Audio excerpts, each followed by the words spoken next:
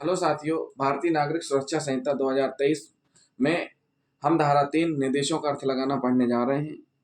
CrPC धारा 3 में भी निर्देशों का अर्थ लगाना वर्णित था।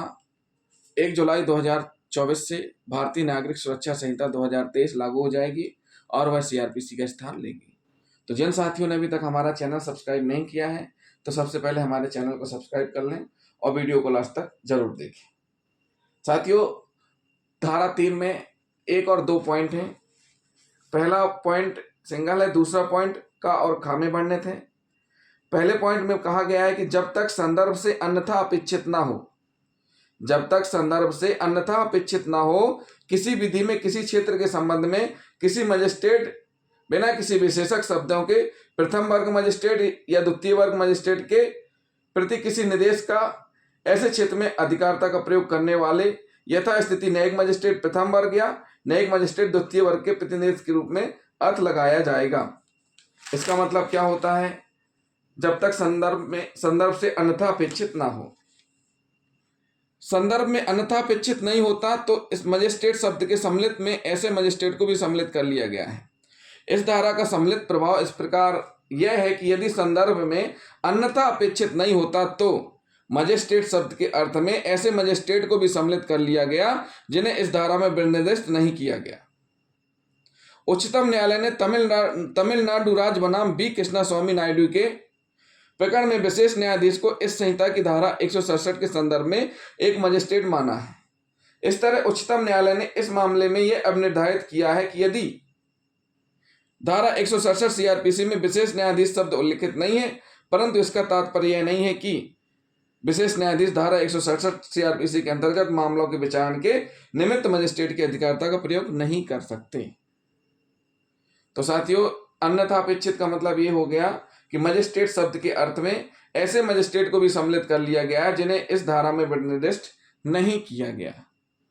जब भी कोई मामला कायम होता है, मुलजिम अरेस्ट होता है, सबसे पहले प्रथम वर्ग मजिस्ट्रेट, द्वितीय वर्ग मजिस्ट्रेट या सीजीएम आपके यहाँ पेश किया जाता है।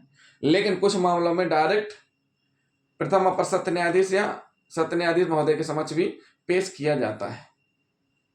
तो वो ये स्थिति बताई गई है कि मजिस्ट्रेट शब्द के अर्थ में ऐसे मजिस्ट्रेट को भी सम्मिलित कर लिया गया है जिन्हें इस धारा में निर्दिष्ट नहीं किया गया, सीआरपीसी 167 में नहीं बताया गया है, उनको भी सम्मिलित कर लिया गया है।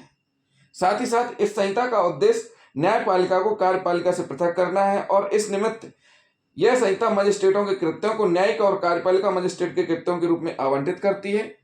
इस उद्देश्य प्राप्ति के निमित्त यह धारा ऐसी विधियों के संदर्भ में अर्थान्वयन का नियम प्रस्तुत करती है जिनमें मजिस्ट्रेटों का संदर्भ समाहित है, ताकि यह सुनिश्चित किया जा सके कि ऐसी विधियां भी इस संहिता में अंगीकृत पृथक्करण की योजना के समनुरूप हैं। इस धारा में समाविष्ट अर्थान्वयन के निर्देश से निम्न निष्कर्ष निकलते हैं। मजिस्ट्रेटों को न्यायिक और कार्यपालिक मजिस्ट्रेटों के वर्ग में विभाजित कर दिया गया है। नंबर 2, न्यायिक मजिस्ट्रेटों को प्रथम एवं द्वितीय श्रेणी के मजिस्ट्रेटों में वर्गीकृत किया गया है। नंबर 3, प्रेसिडेंसी मजिस्ट्रेट एवं मुख्य प्रेसिडेंसी मजिस्ट्रेटों के स्थान पर क्रमशः महानगर मजिस्ट्रेट और मुख्य महानगर मजिस्ट्रेट का पदस्थापना किया गया है। क्या किया गया है? पदस्थापना किया गया है, जो कि पॉइंट नंबर 2 है, जहां इस संहिता से भिन्न किसी विधि के अधीन किसी मजिस्ट्रेट द्वारा किए जा सकने वाले कृत्य ऐसे मामलों से संबंधित हैं। अभी हमने आपको क्या बताया कि मजिस्ट्रेटों को न्यायिक और कार्यपालिक मजिस्ट्रेटों के वर्गों में विभाजित कर दिया गया है। तो इसमें ये स्पष्ट किया गया है कि कौन से कार्य न्यायिक मजिस्ट्रेट के द्वारा किए जाएंगे, कौन से प्रशासनिक कार्यपालिक मजिस्ट्रेट के द्वारा किए जाएंगे।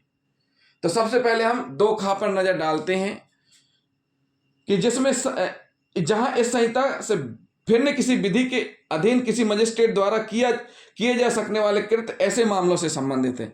मजिस्ट्रेट या न्यायाधीश द्वारा किए जा सकने वाले कृत्य ऐसे मामलों से संबंधित है, जैसे साक्ष्य का मूल्यांकन करना, साक्ष्य वैध है कि नहीं है, छानबीन करना उस साक्ष्य की सत्यता है कि नहीं है।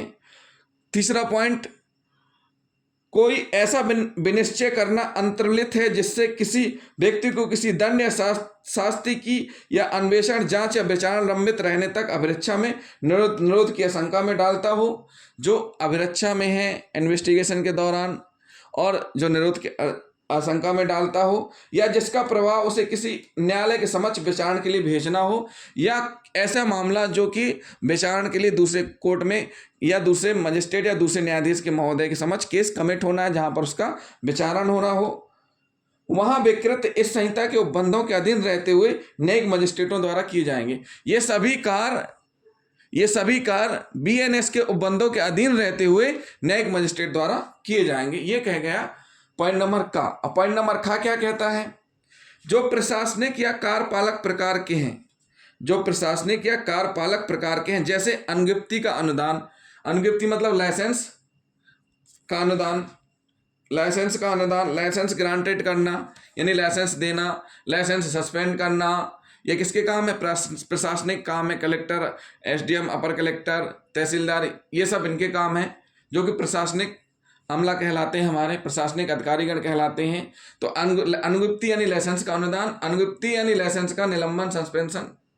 फिर अभियोजन की मंजूरी। कुछ मामले ऐसे होते हैं जिनमें प्रशासनिक स्तर पर अभियोजन चलाए जाने की अनुमति ली जाती है, जो कि कोर्ट में चालान पेश करने की अनुमति ही कहलाती है कि अभियोजन चलाया जाना, अनुमति दी जाए तो अनुमति दी जाती है। अभियोजन वापस लेने की, ये भी अभियोजन वापस लेना है, नहीं मामला वापस लेना, वहां पे खंड का के उपबंधों के अधीन रहते हुए कार्यपालक मजिस्ट्रेट द्वारा किए जाएंगे। ये सारे के सारे कार्य जो किए जाएंगे, ये कैसे किए जाएंगे? जैसे कि काम में किए जाते हैं मजिस्ट्रेटों के द्वारा, ऐसे ही किनके द्वारा? प्रशासनिक या कार्यपालक मजिस्ट्रेटों के द्वारा भी किए जाएंगे। तो साथियों, ये थी हमारी धारा 3 भारतीय नागरिक सुरक्षा संहिता। आगे हम पढ़ेंगे धारा 4। धारा 4 में भारतीय न्याय संहिता 2023 और अन्य विधियों के अधीन अपराधी का विचारण हम पढ़ेंगे धारा 4 में।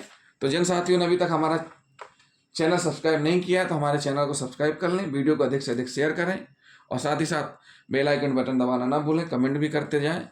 थैंक यू दोस्तों।